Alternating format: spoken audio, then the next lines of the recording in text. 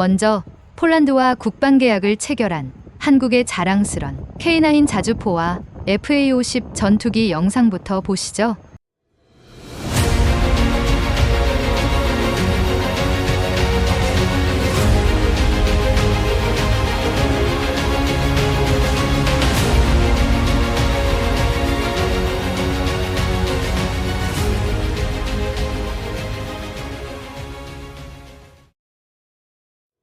하버드 대학의 한 강의실. 한국은 5분이면 끝난다고! 그 말이 나오는 순간 교실 전체가 얼어붙었습니다. 중국 학생의 도발적 발언에 미 전직 장성의 표정도 변하게 되는데요. 세계 5위 군사강국 대한민국, K2 흑표 전차와 현무5 미사일에 숨겨진 이력, 폴란드가 150억 달러를 투자한 진짜 이유는 무엇일까요? 하버드 대학 강의실에서 시작된 충격적 진실은 무엇일까요? 오늘의 사연 전해드리겠습니다. 안녕하세요.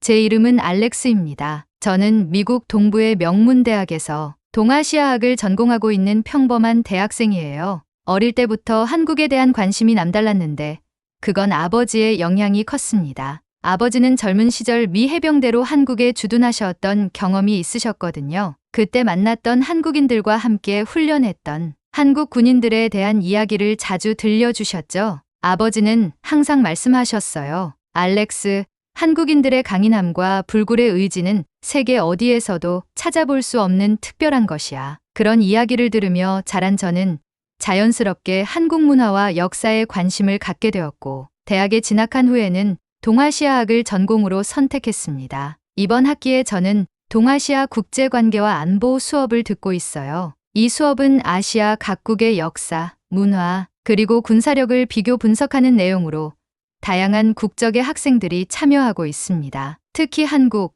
중국, 일본 출신의 유학생들이 많아서 수업 분위기가 항상 흥미롭습니다. 한국 학생들은 대체로 차분하고 예의 바른 태도를 보여주었고, 일본 학생들은 조용하면서도 배려심이 깊었어요. 하지만 중국 학생들은 조금 달랐습니다. 특히 웨이라는 중국 학생은 항상 자신의 조국을 과시하려는 태도를 보였고, 한국이나 일본 관련 주제가 나올 때면 유독 공격적인 반응을 보였어요. 오늘도 평소와 다름없는 수업이 진행되고 있었습니다. 교수님께서 아시아 국가들의 기술 혁신과 경제 발전에 대해 설명하시던 중 웨이가 갑자기 손을 들어 발언을 시작했어요. 교수님, 중국의 IT 기업들이 얼마나 빠르게 성장하고 있는지 아시나요?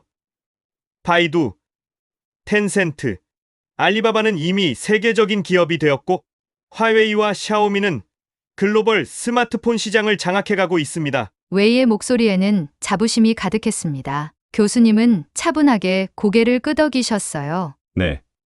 중국 IT 기업들의 성장은 분명 인상적입니다. 하지만 기업의 성장을 평가할 때는 단순한 규모나 시장 점유율뿐만 아니라 기술, 혁신성, 지속 가능성, 그리고 윤리적 측면도 함께 고려해야 합니다. 교수님은 화면을 전환하시며 한국 IT 기업들의 혁신 사례를 보여주셨어요. 한국의 경우 삼성과 LG 같은 대기업뿐만 아니라 네이버, 카카오 같은 IT 기업들이 독자적인 기술력으로 글로벌 시장에서 인정받고 있습니다. 특히 의료 AI 분야에서는 삼성서울병원과 아산병원이 개발한 진단 시스템이 세계적 수준으로 평가받고 있죠. 웨이는 불만스러운 표정을 감추지 못했어요. 그는 다시 손을 들고 말했습니다. 하지만 교수님, 중국의 화웨이와 샤오미가 얼마나 빠르게 성장하고 있는지 보세요. 곧 삼성을 추월할 겁니다. 중국의 스마트폰 시장 점유율은 이미 세계 1위입니다. 교수님은 미소를 지으시며 대답하셨습니다. 시장 점유율은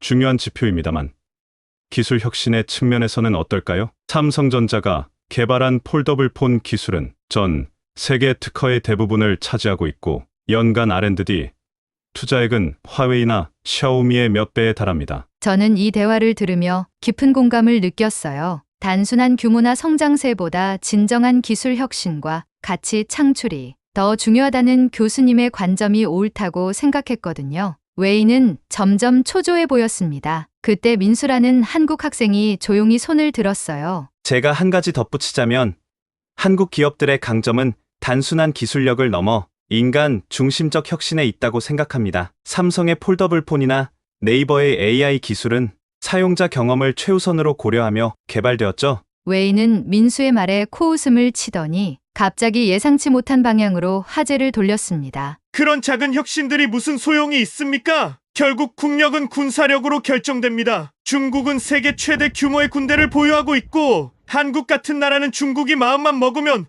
5분 안에 끝날 겁니다.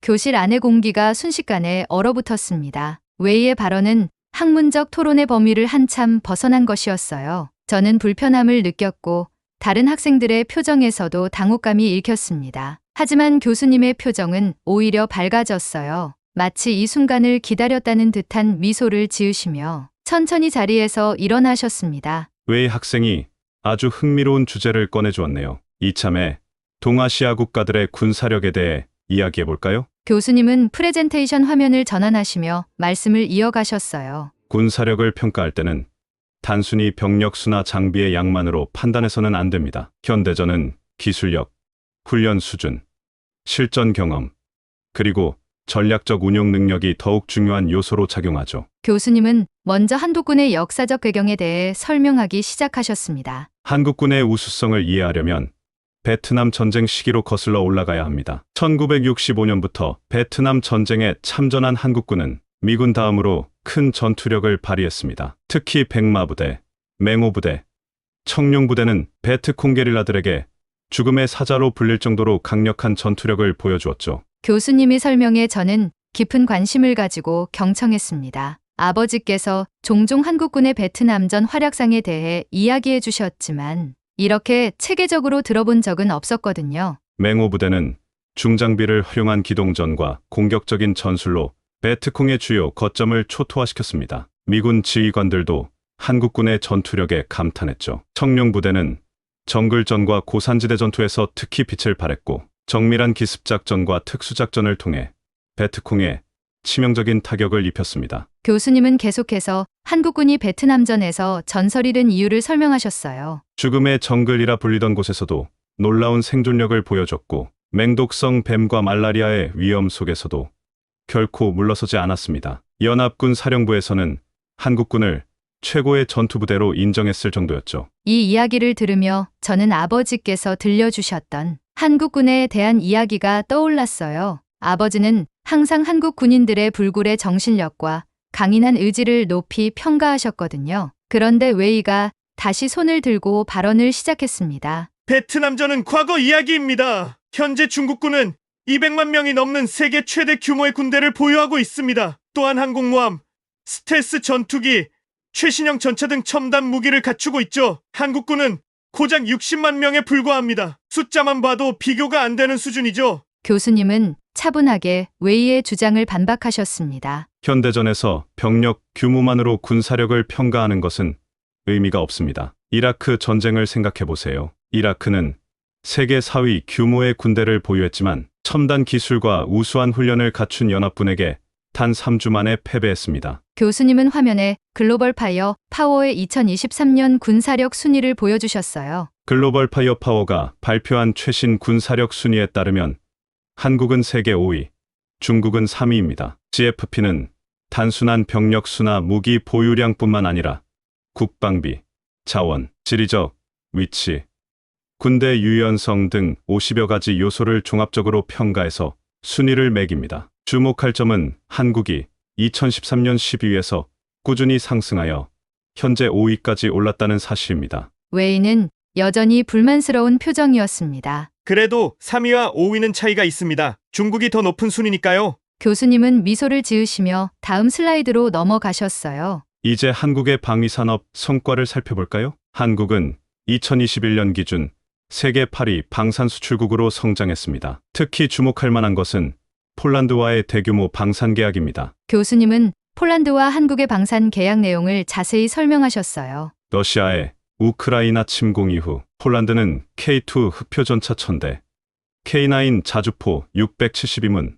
FA50 경공격기 48대를 한국으로부터 도입하기로 결정했습니다. 이는 무려 150억 달러 규모의 초대형 계약이죠. 폴란드가 미국, 독일, 프랑스 등 서방 선진국들의 무기 체계를 제치고 한국산 무기를 선택했다는 점이 매우 의미심장합니다. 이 말을 들은 웨이의 표정이 점점 굳어갔어요. 교수님은 계속해서 설명을 이어갔습니다. 더 놀라운 것은 단순한 무기 수출을 넘어 기술 이전과 현지 생산까지 이루어진다는 점입니다. K2 전차의 경우 180대를 먼저 도입한 뒤 공동 개발을 통해 450대를 추가로 들여오고 나머지 370대는 현지에서 생산합니다. 이는 한국의 기술력을 인정한다는 증거죠. 교수님은 한국의 첨단 무기 체계에 대해 더 자세히 설명하셨습니다. K2 표전차는 세계 최고 수준의 전차로 자동장전 장치, 능동방어 시스템, 수중도하 능력 등 최첨단 기능을 갖추고 있습니다. K9 자주포는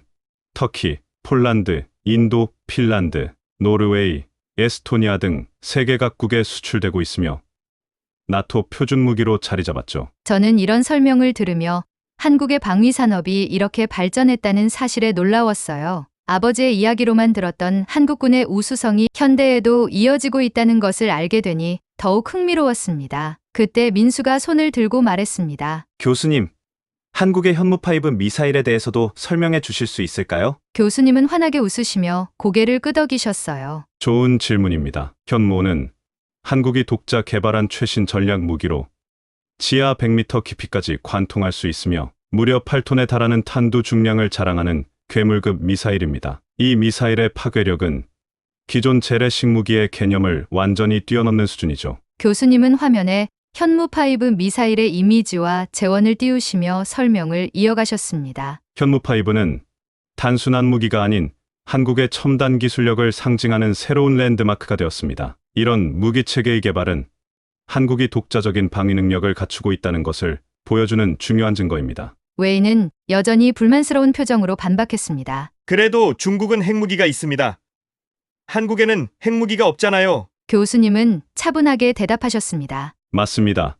중국은 핵 보유국이고 한국은 비핵 국가입니다. 하지만 현대전에서는 핵무기 외에도 다양한 비대칭 전력이 중요합니다. 핵무기는 강력한 억제력을 제공하지만 실제 사용은 국제적 재앙을 초래할 수 있어 현실적인 전쟁 수단으로는 제한적입니다. 현무 같은 미사일은 정밀 타격 능력으로 적의 지하 벙커나 지휘 시설을 무력화할 수 있죠. 또한 한국은 미국과의 강력한 동맹을 통해 핵 억제력을 확보하고 있습니다. 교수님은 이제 중국군의 실질적 전투력에 대한 분석으로 넘어가셨습니다. 이제 중국군의 실질적 전투력에 대해 살펴보겠습니다. 단순한 숫자나 장비의 양이 아닌 실전 전투력을 평가해볼까요? 교수님은 첫 번째 항목을 가리키셨습니다. 중국군의 가장 큰 한계점은 실전 경험 부족입니다. 중국군은 1979년 베트남과의 전쟁 이후 실제 전투 경험이 거의 없습니다. 반면 한국군은 베트남 전쟁, 이라크, 아프가니스탄 등 다양한 해외 파병을 통해 실전 경험을 쌓아왔죠. 웨이의 얼굴이 점점 붉어졌습니다. 교수님은 두 번째 항목으로 넘어갔습니다. 두 번째 한계점은 중국군이 당위군대라는 특수성 때문에 현대전에서 필수적인 유연한 지휘체계, 구축이 어렵다는 점입니다. 현대전은 순간적인 판단과 신속한 대응이 핵심인데 모든 결정을 당해 보고하고 승인받아야 하는 구조는 치명적인 약점이 될 수 있습니다. 실제로 중국군은 상명하복식 지휘체계가 매우 강한 것으로 알려져 있습니다. 현대전에서는 각 부대 지휘관의 독자적 판단과 유연한 대응이 중요한데 그런 면에서는 한국군이 훨씬 앞서 있다고 볼 수 있습니다. 교수님은 세 번째 항목을 가리키셨습니다. 세 번째 한계점은 합동 작전 능력입니다. 현대전은 육해공군의 긴밀한 협력이 필수적인데 중국군은 각 군별 훈련도 부족할 뿐더러 합동작전 경험이 거의 없습니다. 반면 한국군은 매년 한미연합훈련을 통해 세계 최고 수준의 합동작전 능력을 키워왔죠. 웨이는 더 이상 참지 못하고 자리에서 벌떡 일어났습니다. 그래도 우리는 세계에서 가장 큰 군대를 가지고 있어요. 숫자로는 한국을 압도합니다. 교수님은 차분히 미소를 지으며 대답하셨습니다. 웨이 학생, 물론 중국군의 규모는 인상적입니다. 하지만 현대전에서는 얼마나 많은가보다 얼마나 효과적인가가 더 중요합니다. 이라크 전쟁을 생각해 보세요. 이라크는 세계 4위의 대규모 군대를 보유했지만 첨단 기술과 우수한 훈련을 갖춘 미군에게 단 3주 만에 패배했습니다. 교수님의 설명에 강의실은 깊은 침묵에 빠졌습니다. 웨이는 더 이상 반박할 말을 찾지 못하는 듯했습니다. 그때 교실 뒤편에서 조용히 앉아있던 한 남성이 손을 들었습니다. 그는 우리 수업의 특별 초청 게스트였던 마이클 윌슨 전 미 육군 소장이었습니다. 교수님은 윌슨 소장에게 발언 기회를 주셨습니다. 제가 한 말씀 드려도 될까요? 저는 30년 이상 미 육군에서 복무했고 한국에서도 2년간 주한미군 부사령관으로 근무한 경험이 있습니다. 윌슨 소장의 말에 교실 전체가 숙연해졌습니다. 모두가 그의 말에 귀를 기울였습니다. 저는 수많은 국가의 군대와 함께 훈련하고 작전을 수행해봤습니다. 그 중에서도 한국군은 가장 인상적인 군대 중 하나였습니다.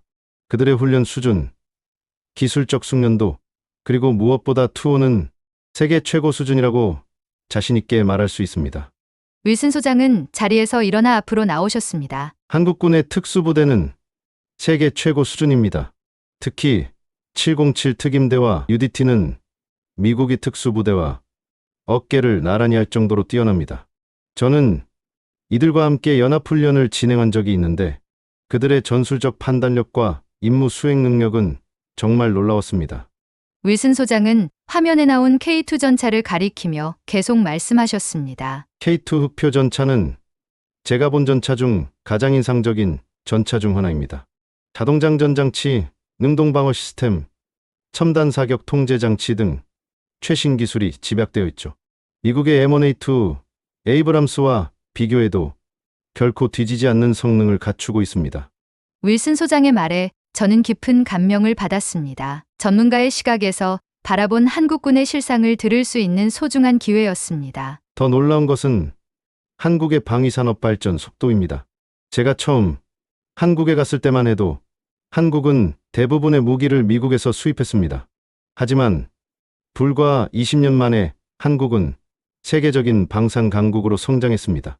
이런 발전 속도는 세계 군사 역사상 유례가 없는 일입니다.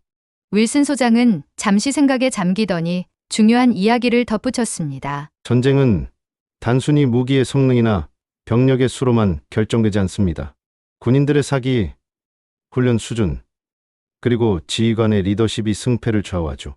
이런 측면에서 한국군은 매우 뛰어납니다. 그들은 언제나 우리는 반드시 이긴다는 강한 신념을 가지고 있습니다.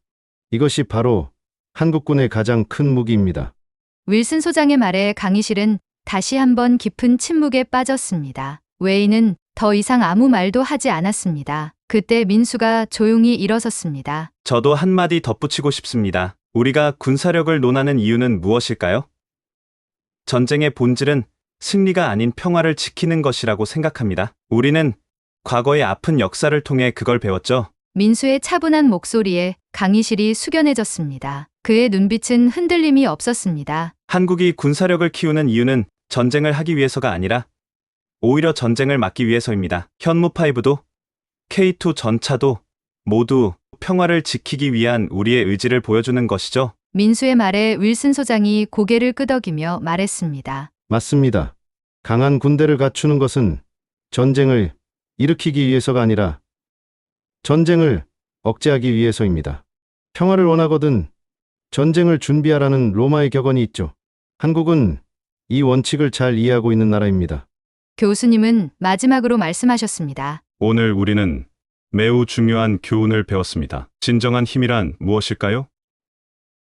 그것은 단순히 무기의 숫자나 군인의 수가 아닙니다. 그 힘을 어떻게 사용할 것인지에 대한 지혜, 그리고 평화를 지키려는 굳건한 의지, 그것이 진정한 힘이 아닐까요? 수업이 끝난 후 저는 윌슨 소장에게 다가갔습니다. 아버지께서 들려주신 한국군에 대한 이야기가 사실인지 확인하고 싶었거든요. 소장님, 제 아버지는 베트남전 당시 한국 해병대와 함께 작전을 수행했다고 하셨는데 정말 그들이 그렇게 뛰어났나요? 윌슨 소장은 미소를 지으며 대답하셨습니다. 당신의 아버지 말씀이 맞습니다.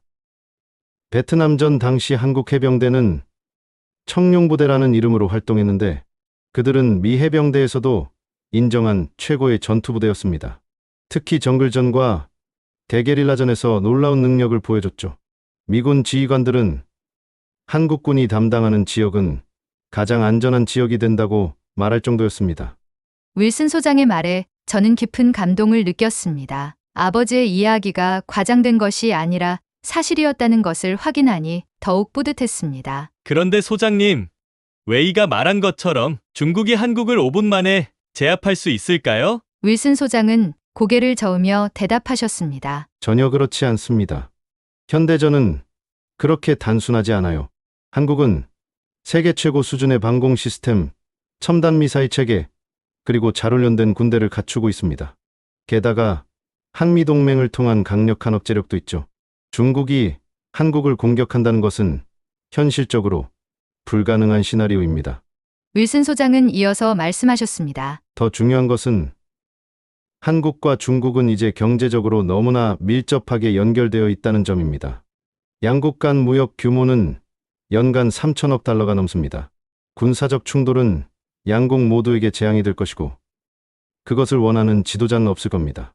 윌슨 소장의 말씀을 듣고 나서 저는 더욱 한국에 대해 깊이 알고 싶어졌습니다. 그래서 다음 방학에는 한국을 방문하기로 결심했습니다. 몇 개월 후 저는 교환학생 프로그램을 통해 서울대학교에서 한 학기를 보내게 되었습니다. 한국에 도착한 첫날, 저는 아버지에게 전화를 걸었습니다. 아빠, 드디어 한국에 왔어요. 아빠가 말씀해주신 그 나라에 제가 지금 와 있다니 정말 믿기지 않아요. 아버지의 목소리에는 자랑스러움이 묻어났습니다. 알렉스, 내가 한국에 관심을 가져줘서 정말 기쁘구나. 그곳에서 많은 것을 배우고 한국인들의 정신을 직접 느껴보렴. 한국에서의 첫 몇 주는 정말 눈부시게 지나갔습니다. 서울은 제가 상상했던 것보다 훨씬 더 현대적이고 역동적인 도시였어요. 도시 곳곳에 스며있는 전통과 현대의 조화는 정말 매력적이었습니다. 경복궁과 북촌 한옥마을에서는 한국의 전통 문화를 직접 체험할 수 있었고,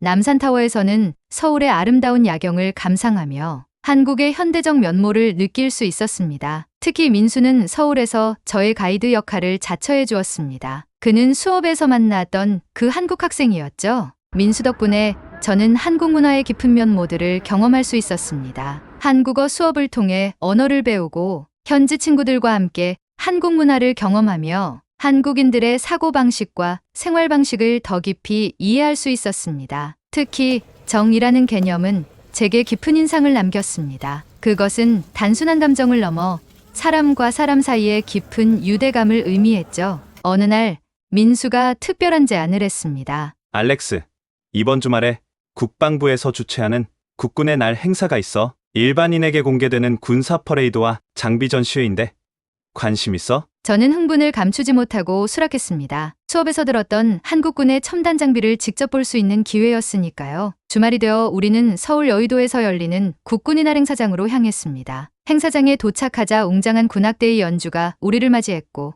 하늘에서는 블랙이글스 특수비행팀이 화려한 에어쇼를 선보이고 있었습니다. 와, 정말 인상적이네요.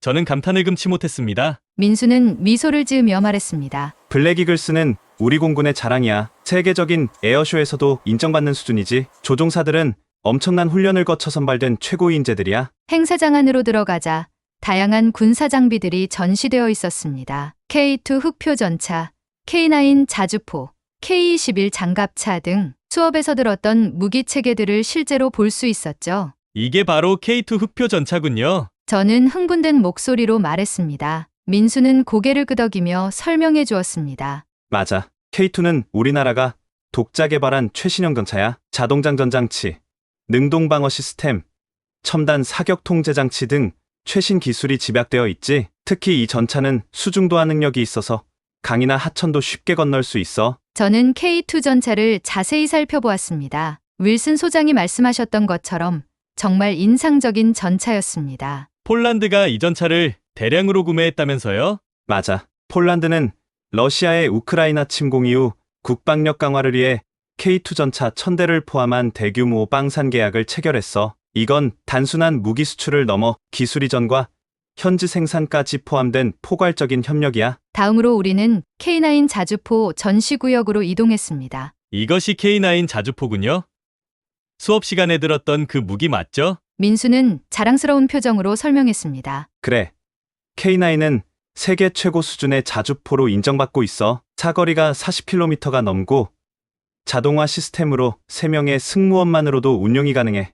현재 터키, 폴란드, 인도, 핀란드, 노르웨이, 에스토니아, 등 세계 각국에 수출되고 있지. 행사장을 돌아다니며 다양한 무기 체계들을 구경하던 중 우리는 특별한 전시 구역에 도착했습니다. 대한민국 특수부대라는 제목의 전시였습니다. 여기는 우리 특수부대에 대한 전시야. 707 특임대, UDT, 특전사 등 세계 최고 수준의 특수부대들이지. 전시장에는 특수부대원들의 장비와 훈련 영상이 전시되어 있었습니다. 특히 인상적이었던 것은 특수부대원들의 극한훈련 모습이었습니다. 이 훈련은 지옥의 일주일이라고 불리는 특전사 선발 과정이야. 5일 동안 4시간만 자면서 극한의 체력 훈련과 임무를 수행해. 탈락률이 90%가 넘는 세계에서 가장 힘든 훈련 중 하나지. 저는 영상 속 특수부대원들의 강인한 모습에 감탄했습니다. 그들의 눈빛에서 느껴지는 결연한의지는 아버지께서 말씀하셨던 한국인들의 정신을 그대로 보여주는 것 같았습니다. 행사장을 나오면서 우리는 한 노인분을 만났습니다. 그는 베트남전 참전 용사였고 민수의 할아버지의 친구였습니다. 안녕하세요. 김 선생님.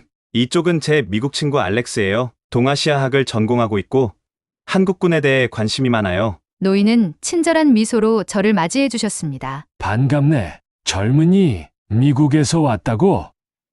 혹시 베트남전에 참전했던 미군을 알고 있나? 저는 설레는 마음으로 대답했습니다. 네, 제 아버지께서 베트남전에 참전하셨어요. 한국 해병대와 함께 작전을 수행하셨다고 들었습니다. 노인의 눈이 반짝였습니다. 오, 그렇군. 나도 청룡부대 소속으로 베트남에 있었네.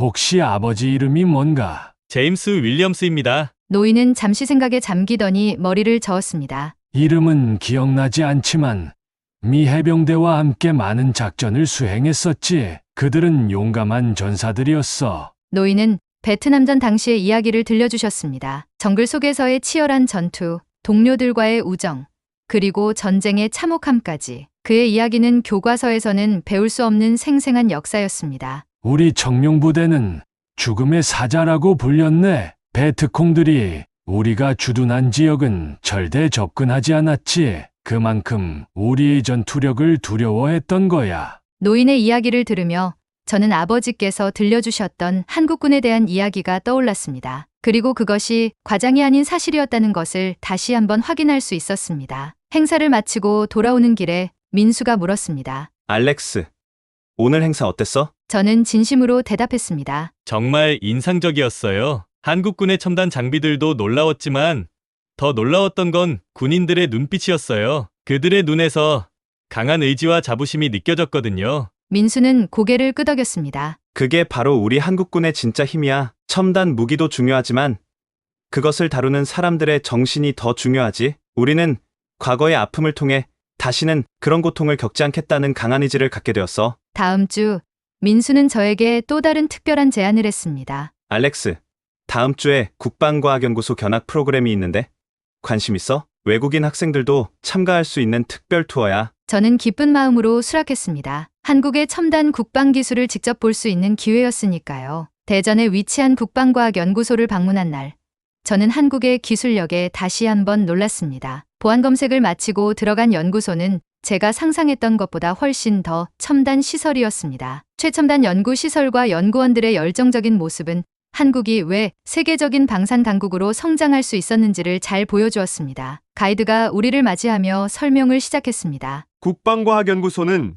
1970년 설립된 이래 한국 방위산업의 두뇌 역할을 해왔습니다. 현재 약 3,000명의 연구원들이 최첨단 무기 체계 개발에 매진하고 있죠. 가이드는 우리를 전시관으로 안내했습니다. 그곳에는 한국이 독자 개발한 다양한 무기 체계의 모형과 실물이 전시되어 있었습니다. 그 중에서도 현무5 미사일이 가장 눈에 띄었습니다. 이것이 바로 현무5 탄도미사일입니다. 지하 100m 깊이의 벙커까지 관통할 수 있는 능력을 갖추고 있으며 8톤에 달하는 탄두 중량을 자랑합니다. 저는 현무의 크기에 압도되었습니다. 가이드는 계속해서 설명했습니다. 현무5는 벙커 버스터로 알려져 있지만 사실 그 이상의 의미를 가집니다. 이 미사일은 한국의 자주국방 의지를 상징하는 무기 체계입니다. 우리 스스로 개발한 첨단 무기로 우리의 안보를 지키겠다는 의지의 표현이죠. 가이드의 설명을 들으며 저는 한국의 방위 산업이 단순한 경제적 성과를 넘어 자주국방을 위한 필수 요소임을 깨달았습니다. 한국에서의 시간은 너무나 빨리 지나갔습니다. 4개월간의 교환학생 프로그램이 끝나갈 무렵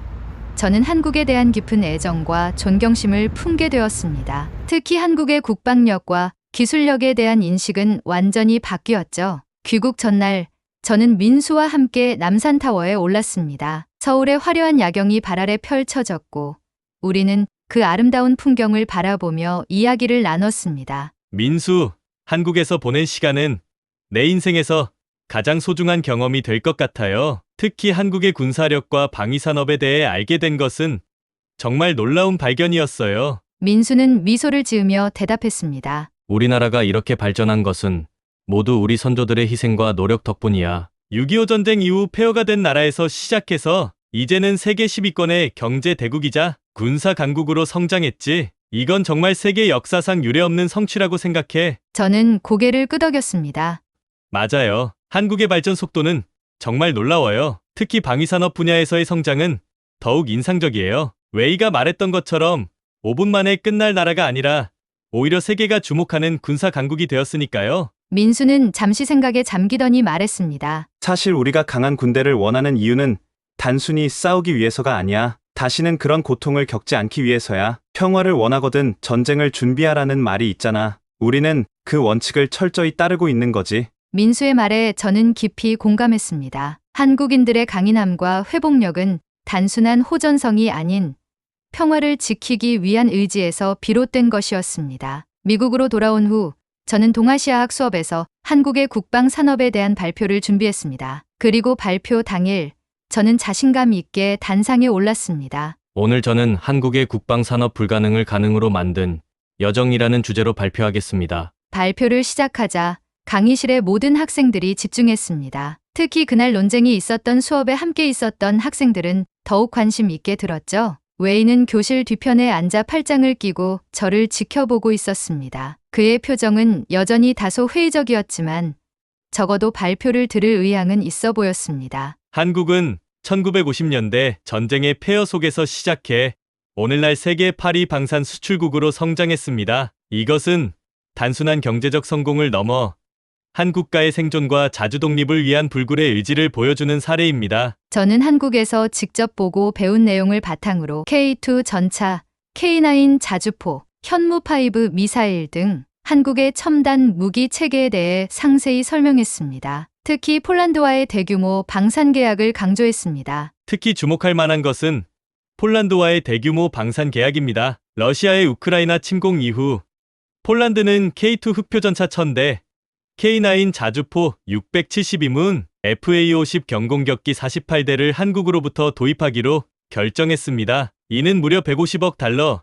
규모의 초대형 계약이죠. 저는 슬라이드를 넘기며 계속했습니다. 폴란드가 미국, 독일, 프랑스 등 서방 선진국들의 무기 체계를 제치고 한국산 무기를 선택했다는 점이 매우 의미심장합니다. 더 놀라운 것은 단순한 무기 수출을 넘어 기술 이전과 현지 생산까지 이루어진다는 점입니다. K2 전차의 경우 180대를 먼저 도입한 뒤 공동 개발을 통해 450대를 추가로 들여오고 나머지 370대는 현지에서 생산합니다. 이는 한국의 기술력을 인정한다는 증거죠. 저는 윌슨 소장과의 인터뷰 내용도 발표에 포함시켰습니다. 미국의 전직 육군 소장이자 주한미군 부사령관을 지낸 마이클 윌슨 소장은 한국군은 세계 최고 수준의 군대 중 하나라고 평가했습니다. 특히 한국 특수부대의 전술적 판단력과 임무 수행 능력은 미국의 특수부대와 어깨를 나란히 할 정도로 뛰어나다고 했습니다. 소장의 말을 인용하자 웨이의 표정이 미묘하게 변했습니다. 여전히 의구심은 있어 보였지만 적어도 관심은 가지고 있는 듯했습니다. 발표의 마지막 부분에서 저는 가장 강조하고 싶었던 메시지를 전했습니다. 한국의 국방산업 발전은 단순히 군사력 강화를 넘어 평화를 지키기 위한 의지의 표현입니다. 그들은 과거의 아픔을 딛고 다시는 그런 고통을 겪지 않기 위해 스스로를 강하게 만들었습니다. 한국인들이 자주 인용하는 로마의 격언처럼 평화를 원하거든 전쟁을 준비하라. 이것이 바로 한국이 우리에게 가르쳐주는 가장 중요한 교훈입니다. 저는 한국에서 직접 체험한 개인적인 경험을 마지막으로 발표를 마무리했습니다. 국방과학연구소를 방문했을 때 저는 한국의 기술력과 연구원들의 열정에 깊은 감명을 받았습니다. 그들은 단순히 무기를 만드는 것이 아니라 조국의 안보와 평화를 지키기 위한 사명감으로 연구에 매진하고 있었습니다. 베트남전에 참전했던 한 노병은 저에게 이렇게 말했습니다. 우리는 전쟁의 참혹함을 직접 경험했기 때문에 평화의 소중함을 누구보다 잘 알고 있다. 그래서 우리는 강해져야만 했다. 이 말은 한국의 국방 정책과 방위산업 발전의 본질을 정확히 표현하고 있다고 생각합니다. 발표가 끝나자 강의실은 뜨거운 박수로 가득 찼습니다. 교수님은 만족스러운 표정으로 저에게 다가오셨습니다. 알렉스, 정말 훌륭한 발표였어요. 한국에서의 경험이 당신의 학문적 시각을 넓혀준 것 같네요. 특히 한국의 방위 산업을 단순한 군사적 측면이 아닌 역사적, 문화적, 정치적 맥락에서 분석한 점이 인상적이었습니다. 발표 후 의외로 웨이가 제게 다가왔습니다. 그의 표정은 예전의 오만함이 많이 사라져 있었지만 여전히 완전히 설득된 것 같지는 않았습니다. 알렉스, 흥미로운 발표였어. 솔직히 말하면 나는 아직도 중국의 군사력이 한국보다 우월하다고 생각해. 하지만 내가 설명한 한국의 기술력과 혁신 능력은 인정할 만하네. 저는 웨이의 솔직한 모습에 고개를 끄덕였습니다. 웨이, 솔직한 의견 고마워. 사실 나도 한국이 모든 것이 완벽하다고 주장하는 건 아니야. 모든 나라는 각자의 강점과 약점이 있지. 중국의 규모와 자원은 분명 인상적이고 빠르게 발전하고 있어. 내가 강조하고 싶었던 건 단순히 숫자나 크기만으로 국가의 힘을 평가하기는 어렵다는 거야. 웨이는 잠시 생각에 잠기더니 말했습니다. 그래, 그 점은 인정해. 특히 폴란드가 한국 무기를 선택했다는 사례는 흥미로웠어. 그들이 왜 미국이나 독일 대신 한국을 선택했는지 더 알아보고 싶네. 관심 있으면 내가 가진 자료를 공유해 줄 수 있어. 폴란드 국방장관의 인터뷰도 있는데 그들이 결정을 내린 이유에 대해 자세히 설명하고 있어. 웨이는 고개를 끄덕였습니다. 그거 좋겠네. 그리고 솔직히 말하면 내 발표를 듣고 한국에 대해 좀 더 알아봐야겠다는 생각이 들었어. 아마도 내가 너무 단순하게 생각했던 것 같아. 이것은 완전한 태도 변화는 아니었지만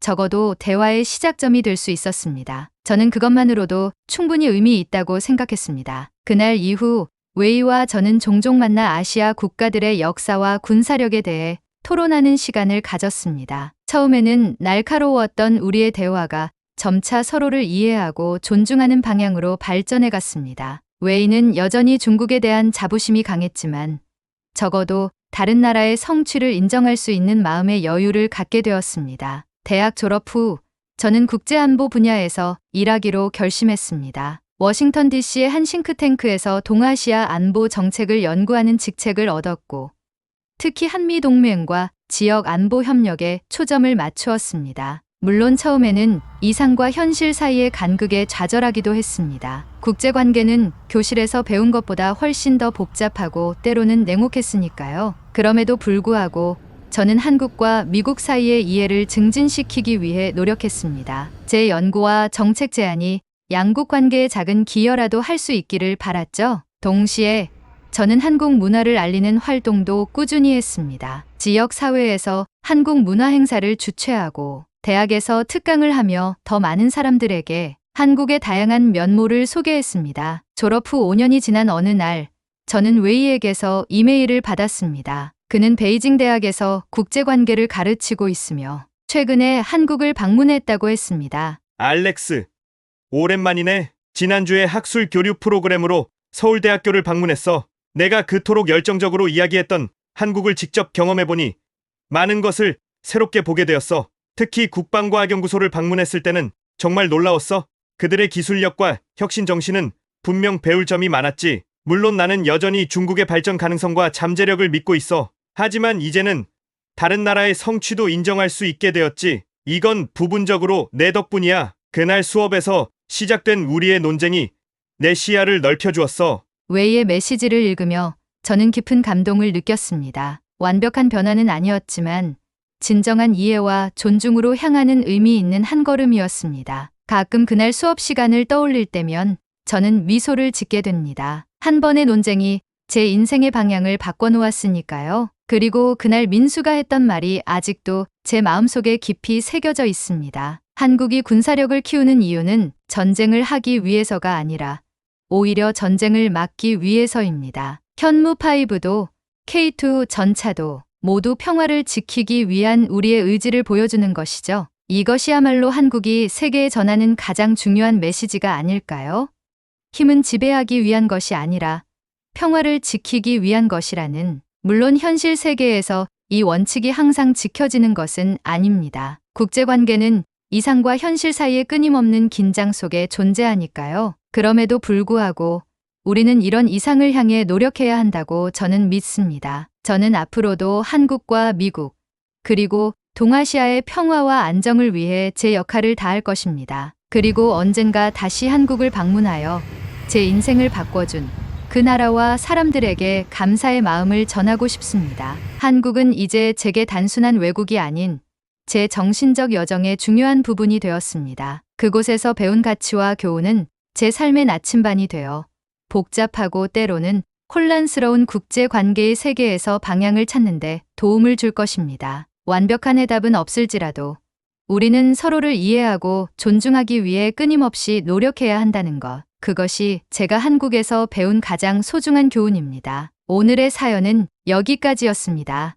여러분은 오늘 영상에 대해 어떤 생각이 드셨나요? 재밌게 보셨다면 구독과 좋아요 부탁드립니다. 알림 버튼을 누르시면 감동적인 사연이 올라오는 대로 여러분께 가장 빨리 알려드리겠습니다. 여러분의 생각을 댓글로 남겨주시고 감동적인 사연을 주위 분들에게 공유해보세요. 오늘 영상 끝까지 시청해 주셔서 진심으로 감사드립니다. 앞으로도 더 흥미로운 이야기와 놀라운 사건들을 전해드릴 수 있도록 최선을 다하겠습니다. 그럼 다음 영상으로 다시 찾아뵐게요. 항상 건강하시고 부자 되세요. 대단히 감사합니다.